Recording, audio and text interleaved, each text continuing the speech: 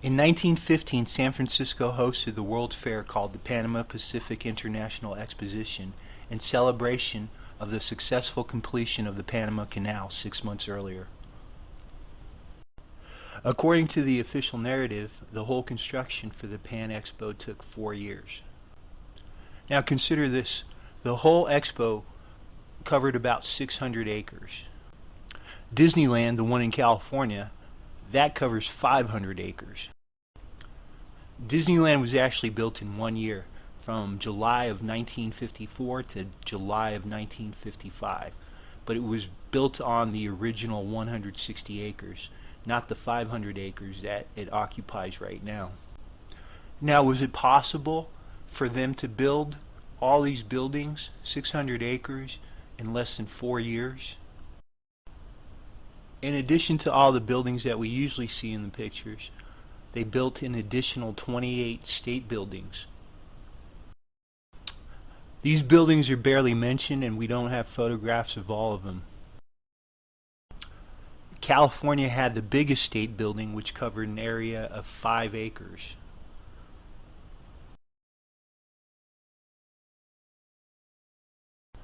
The Ohio building looks just like the White House.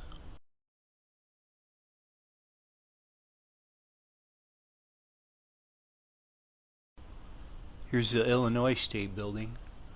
I mean, you're going to build that and tear it down in 8 months? Pennsylvania building. Here's the New York building. And the rest we don't have pictures of. So, was it really possible for them to build all this in 4 years using carts and mules? They'd really go to all that trouble just to tear down everything in 9 months, spend all that money. Not all the structures were destroyed, though. Here's an example of one that actually survived. This building to this day is known as the Fine Arts Palace. It survived thanks to philanthropist Phoebe Apperson Hearst, head of the Conservation League, wife of self-made gold miner and Senator George Hearst, and of course the mother of newspaper and lumber tycoon William Randolph Hearst. After the 1915 Expo, the palace continued to function as an art exhibit hall for several years. From 1934 to 1940, the hall housed 18 indoor tennis courts. During the Great Depression, the underside mural of the dome was replaced for some reason. And then from 1947 to 1958, the palace's exhibit hall was used as the San Francisco Fire Department's headquarters. After that, it was used as a warehouse and even a phone distribution center. Finally, in 1965, it was demolished and rebuilt. Okay, first off, it's kind of hard to tell the scale just from these photos here, but these structures were huge. You can tell by the people walking down there just how huge these structures really were. So the structure stood intact for 50 years, and this was a structure that should have lasted 9 months. Now look at this structure over here. Look how plain it is. It's just a concrete building. There's nothing really special about it. No adornments on the roof, no antiquitech. See, this would be an example of 1915 technology.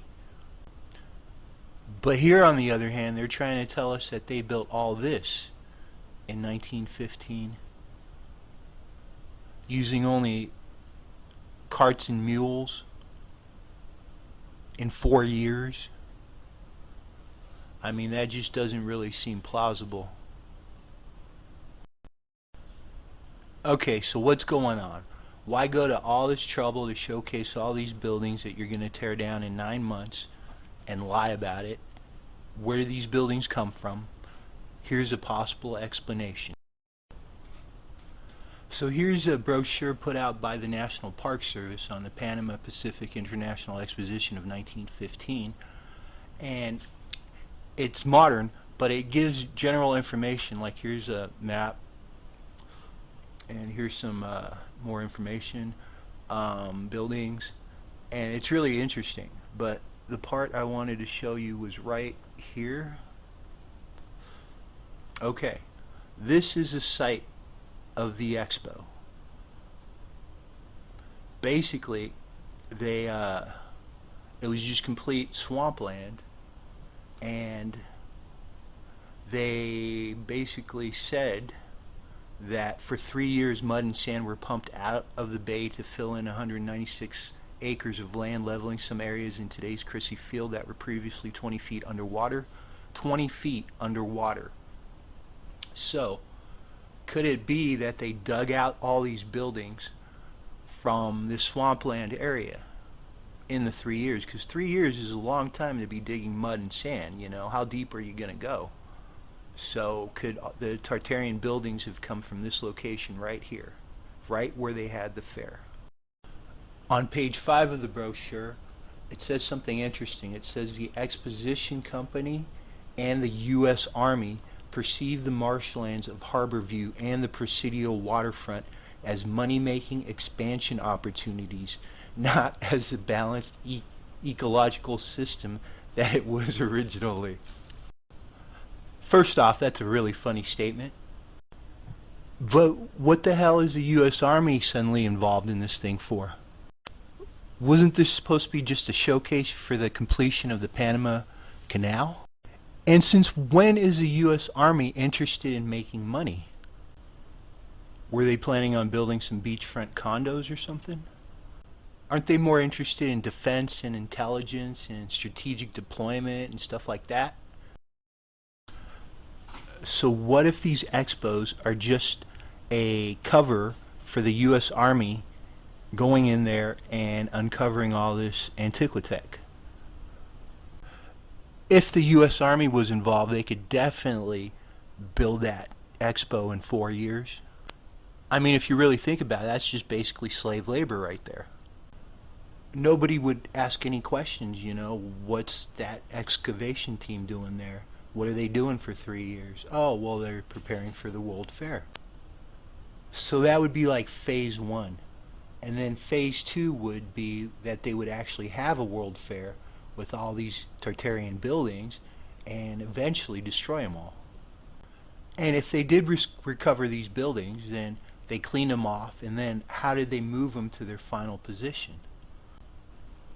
I have a theory about that, and I'll definitely post a video about that.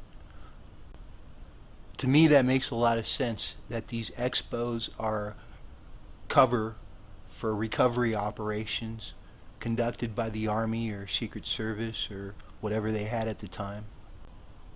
Could even be the Vatican. Maybe it was a cover-up operation. They just wanted to hide the Tartarian tech or the giants. But these expos are definitely not just civilian based. I mean, they're just too big, and there's just too much logistics involved. They're definitely government operations. Multi-government operations. Okay, this is a map of Crissy Field, the site of the 1915 Expo.